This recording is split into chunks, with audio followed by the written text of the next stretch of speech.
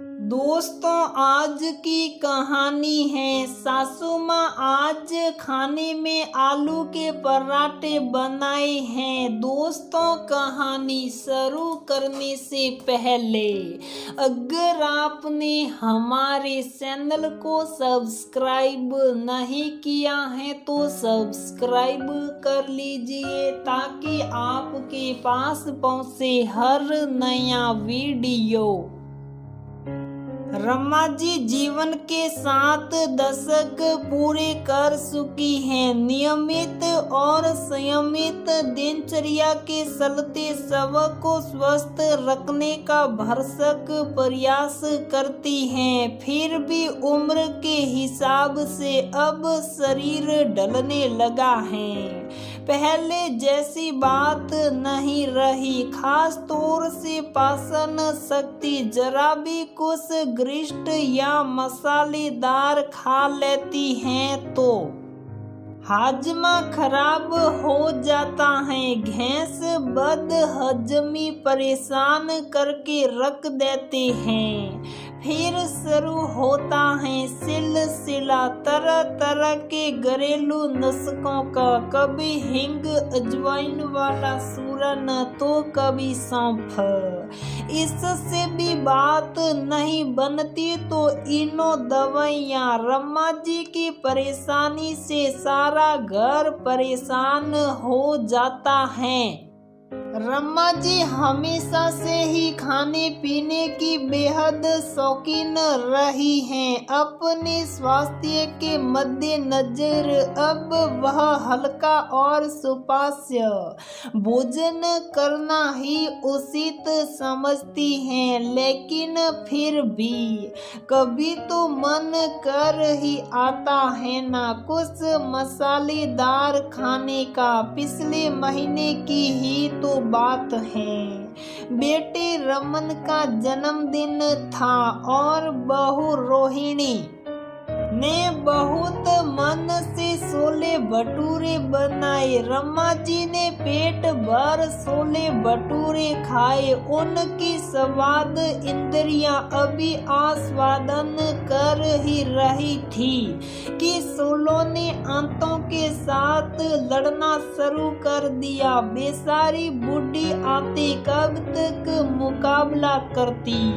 जल्द ही हार मान गई। सोलों ने कोहराम मचा दिया। रमा जी पेट दर्द से दोहरी हुई जा रही थी। बेटा बहू पति रमेश जी सब तरह तरह के नुस्खे अपना रहे थे लेकिन कोई फर्क नहीं।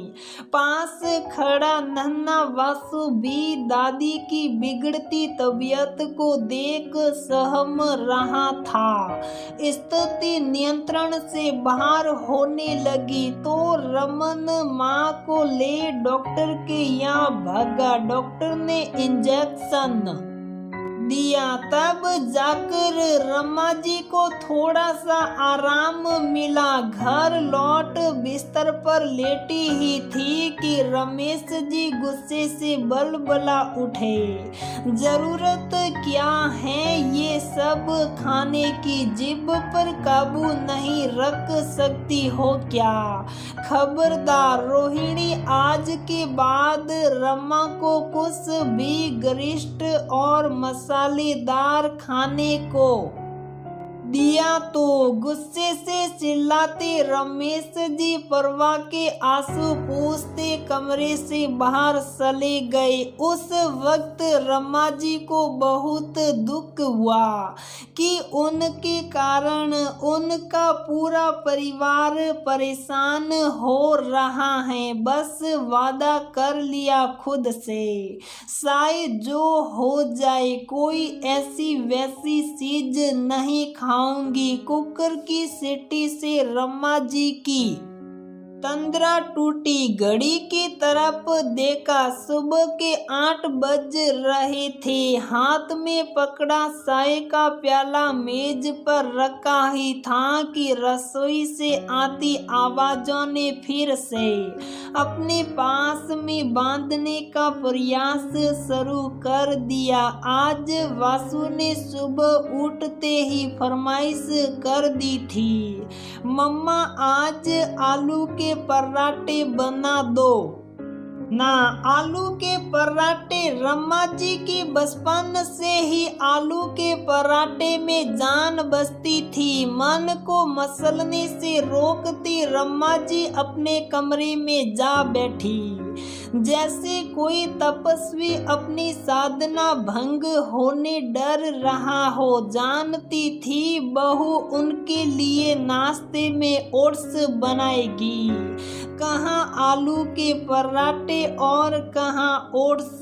तभी परेशान पति और बच्चों के चेहरे नजर के सामने घूम गए। नहीं, मैं बिल्कुल विचलित नहीं होगी। मन ही मन अपने इरादे को मजबूत करती रम्मा जी कुर्सी पर सिर टिका बैठ गई। बहू ने आलू में प्याज और हरी मिर्च तो डाले ही होंगे, हरे धनिये की नींबू डालकर लाजवाब चटनी बनाती हैं रोहिणी आलू के पराठे के साथ। मैंने ही तो सिखाई है, सोचते हुए मंद मुस्कान तैर गई होठों पर। आटे की लोई से दुगने आलू भर हल्के हाथों से बेलते हुए पराठे को गोलाकार दिया होगा, फिर जब उसे गरम तवे पर डाला होगा उसके बाद शुरू हुआ होगा पराठे के सिकने का सिलसिला। मध्यम आंच पर कुछ सुनहरे गुलाबी से सिकते पराठे कितने मन मोहक दिखते हैं और उनसे उठती खुशबू, उसका तो कहना ही क्या। ओहो, मैं खुशबू को कितने करीब से महसूस कर पा रही हूँ। ऐसा लग रहा है ये खुशबू नथुनों से जाकर मेरे अंतस को तृप्त कर रही है। रम्मा, रमेश जी की आवाज सुन रम्मा जी ने आंख खोली तो सामने प्लेट में आलू का पराठा, चटनी और दही लिए रमेश जी खड़े थे। उनके पीछे रमन, रोहिणी और वासु थे। रम्मा जी असकसा गई, मानो कोई सोरी पकड़ी गई हो। ये लो नाश्ता, प्लेट बढ़ाते हुए रमेश जी बोले। मगर नहीं, फिर से वही परेशानी होगी। रम्मा जी भयभीत हो गई। रमन ने आगे बढ़ माँ के हाथ को पकड़ लिया। नहीं होगा, सिर्फ एक ही पराठा खाना। आप सूरन भी तो लाया हूँ साथ में। माँ, मैंने ओट्स भी बनाए हैं, थोड़े ओट्स खाना, थोड़ा पराठा, पेट भी भर जाएगा और मन भी। रोहिणी बोली। रम्मा जी ने सवालिया नजरों से रमेश जी को देखा। रमेश जी ने आलू के पराठे का टुकड़ा तोड़ रम्मा जी को खिला दिया। रम्मा जी उसके स्वाद में खो संतुष्ट हो गई। तो दोस्तों, हमारी ये कहानी यहीं पर समाप्त होती है। अगर आपको हमारी ये कहानी पसंद आती है तो प्लीज़ वीडियो को लाइक करें, शेयर करें और हमारे चैनल को सब्सक्राइब ज़रूर करें।